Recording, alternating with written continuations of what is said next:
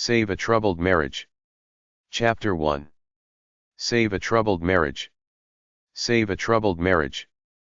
I would like to be in love with her again. I would like her to love me again. I would like to kiss how we kissed when we first met. The information I'm about to give may sound simplistic, but then again that's what love is supposed to be, a simple, pure deep sense of attraction and caring for someone else. You know in your gut when it's there or when it's gone, but if you're a real human being, you should have enough sense to know to grit your teeth and take it when the other person is being nasty and you don't love them all that much. If your relationship has been having troubles, there comes a point when it seems like the easiest thing to do is break up. During these times, if you want to stay together, you have to tell her you love her and show her. Tell her you still want to make things work if you can. Be honest about your feelings. Respond to her needs. Talk about things that are happening. Give your undivided attention to your partner in order to show her that you're willing to work on things. The absolute golden rule is to keep talking to each other through all the ups and downs of any marriage. Show a willingness to change and work on it by being courageous about rekindling the fires of romance and creatively continue to pursue courtship all over again. Be clear in your intention to want to rekindle the fires of romance. The second golden rule is to do some nice, fun things with and for your wife almost every day for a little while. The third golden rule is to really try to understand your partner. Talk and listen. Remember, love, honor and commitment. Marital problems often brew up out of little things like leaving your dirty underwear or socks laying around. You gotta have a simple, basic respect for your spouse. The test to determine if your marriage is really in trouble is if you talk negatively about your spouse to other people like your friends or at work. If it gets to that point, there's real trouble. Maybe they will come around, maybe they won't, but the point is that you have to go that extra mile to see if that spark can be rekindled or not. You have to have patience to try to save a troubled marriage. If the spark is gone, you have to give it an honest shot to create a new spark. You must try to negotiate the little things before they add up to a big hate-on. Marriage success is a two-way street, both people have to try at it in order to make it work. Divorce is hell, especially if you have kids, so if there's any spark there, it might be worth it to try for it. In the same vein, don't beat a loveless marriage to death. Get out for your own sanity. Don't expect a quick fix solution. Getting the love back may take just as much time as with the first courtship, plus you have a lot of baggage to contend with. Your best bet, if you really want it, is to get rid of the baggage, set the scale at 0 and just start courting her again. Examine yourself. Quite often, the problem is not the marriage, it's you. You may be in a dull job, bored with life, going through midlife crisis, having money problems, etc. Your mate is not there to fulfill your soul, you are. Love will not see you through everything. You have to be responsible for yourself and make it on your own as a noble, worthwhile human being. Renew yourself and renew your marriage. Get the emotional connection back in your love and get real with each other again. Get rid of unrealistic expectations. Talk straight with your lover. Get the repressed anger out. Feel for your partner. See it from her point of view. Don't fight, talk like two level-headed adults. Don't rush to judgment. Start to love each other again. Give her compliments. Be affectionate and reassuring. Show consideration. Take the good with the bad. Reread your wedding vows. Get real about in-laws, friends, children, money and household chores. Buy some new clothes, exercise, romance her just like you did way back when during the courtship phase. Maybe you have been becoming a frumpy, boring, couch potato doing little, insensitive things like leaving the bathroom dirty, ignoring her, hanging out with the boys, etc. It's time for a change. Get some zest back in your life.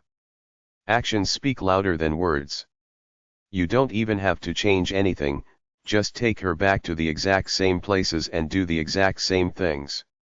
You don't even have to like doing it, just do it. My theory is that in most cases in the love game, if you're with a real person and not a jerk, effort will reciprocate with effort on the other person's part and the cycle will grow if you let it. Some things can be changed, some can't. Start with yourself. Take a good, long look. Maybe it's you, maybe you're the spoiled self-centered jerk in the marriage. Don't deny it, analyze it. You're not perfect. There must be some things you do that you know she doesn't like. Change them, no ifs and buts.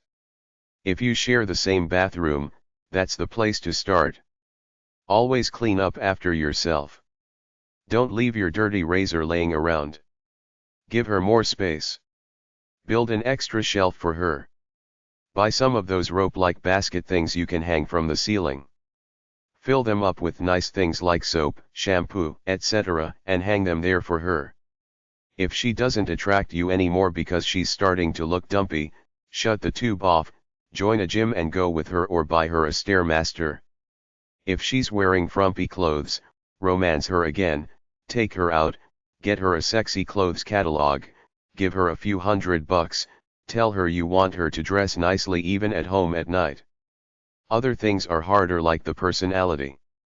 Beyond cheating, there are a lot of reasons why people harden with age.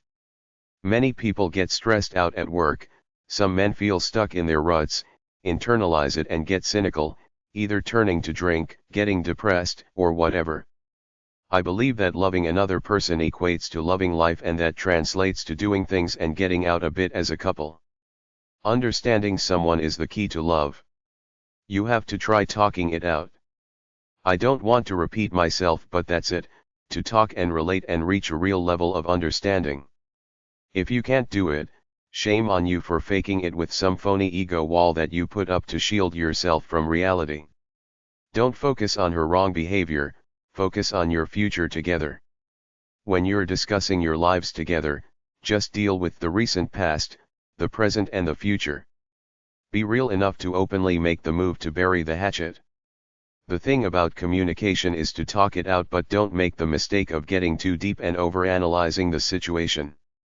I personally feel that the entire field of psychotherapy is a bunch of bull geared to make money by supposedly analyzing people's pasts to solve their problems.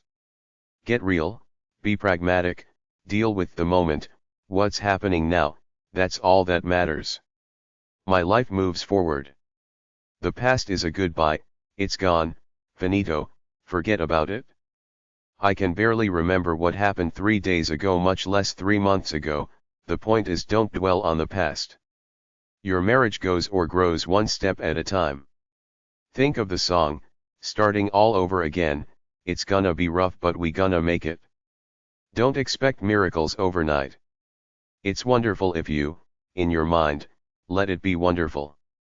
Nothing should be that complicated to let you miss out on the simple pleasures that you had when you were a kid, like a simple walk with the dog, a bike ride, listening to music, dancing with abandon, going to the old swimming hole, going out for ice cream, etc. Do these simple things together with your wife. Expect good times, but don't set too high expectations. Those idealistic love affairs they sometimes portray in the media are very rare in real life. It could happen, but don't set your sights too high. Accept her for what she is, extra weight and all. Some people grow apart with different interests, or more commonly, one feels like they're getting more advanced while the other is stagnant. It's a cop-out and a bunch of ego garbage, because people are what they are in their souls, and all that otherworldly ego brainwash is just a fragile outer shell that has nothing to do with two people supposedly in love facing each other. Different is not really different. I've met a lot of different people on this planet, and beyond the outer coating, they're all the same. Everybody secretly wants to be loved and achieve something worthy in life, and that's about all that really matters beyond all the outer acroyoutments. Nothing matters but you two together at a real, open level. If one is being coy, smug, too cool, fashionable, snobbish, arrogant or phony, well, that's his problem, not yours. He can either drop it and come to his senses, otherwise, he's not worth it. In any troubled marriage, before you pull the divorce switch, you should examine the situation and try to see what the real problems are. Most problems are solvable if you're both willing to work at them, but this won't work if one of the two really wants out but they're too wimpy to say it outright. Today's disposable society is partially responsible too. We're brainwashed into thinking that if something doesn't work or you're tired of it, it's time to upgrade and trade it in for a new model.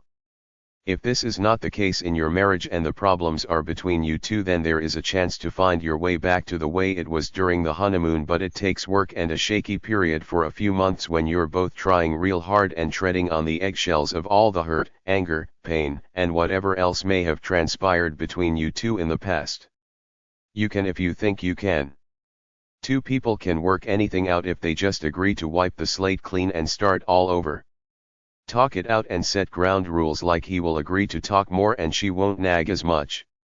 If you're seeking a divorce because you think you will meet an incredible person who will love you for you and solve all your problems, the reality is that those true, incredible love affairs are very rare, and if you're approaching middle age, losing your looks, set in your ways, a little chubby, etc., you better do a lot of hard exercise and get some cosmetic surgery done if you expect to attract some incredible lovey pie, because by middle age, expect to attract a middle-aged schmuck like yourself unless you're an incredible person who takes care of themselves and has something to offer to a young chick/buck. So my point is, don't automatically expect that the grass is greener on the other side and a divorce will solve your problems.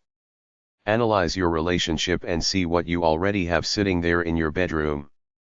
Examine all the excuses and reasons you have for not liking him anymore. Are they real or just a smoke screen for your problems? Maybe it's just because you're messed up and taking it out on him. She/he may need a tune-up and a lube job, but they might be worth keeping for a while. Happiness is a state of mind that emanates from within. A divorce won't necessarily make you happy. In fact, you might find yourself feeling lonely after a few weeks.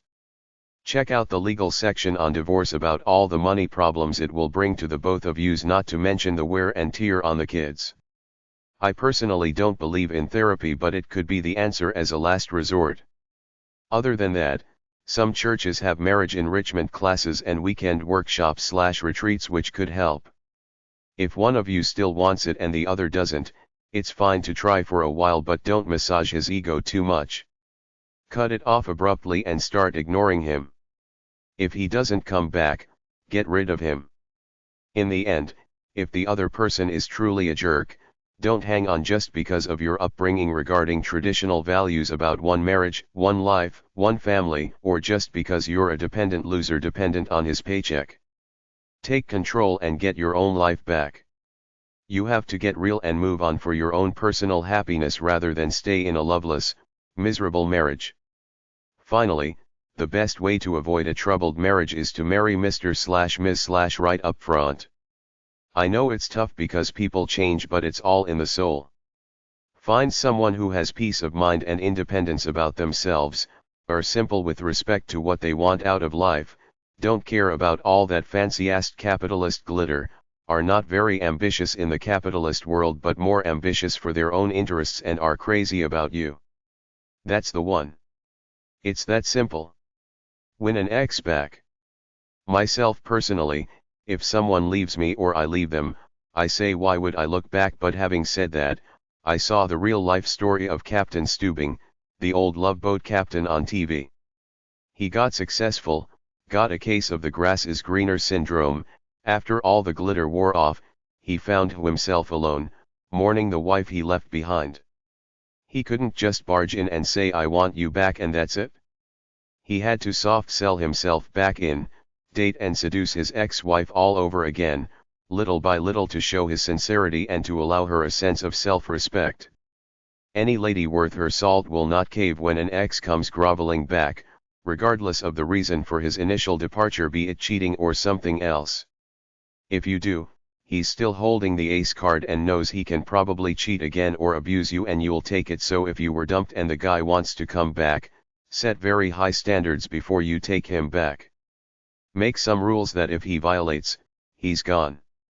If you're the one who left and now realize you want your old flame back, you had better eat a lot of humble pie and be very, very nice, unassuming and generous. If you decide to try to rekindle a past relationship, don't live in the past. Make it a new page, a whole new chapter of life. Don't bring up past indiscretions. Start fresh. Focus on the present. Emphasize the positive. Try to be kind. Don't degenerate into old habits where you took her for granted and sniped at each other. Be extra nice to each other. Live in the moment, every moment. Talk to solve problems and past baggage. Listen to each other. Focus on the things you love about your ex. Tell your ex-mate that you are willing to change in the ways they suggest. Ask for feedback about your performance. Make yourself attractive looking and nice. Be a fun person. Retrievalover.com. Surviveanaffair.com. GetYoURexBack.com. WinALoveBack.com. ReconnectYourRelationship.com.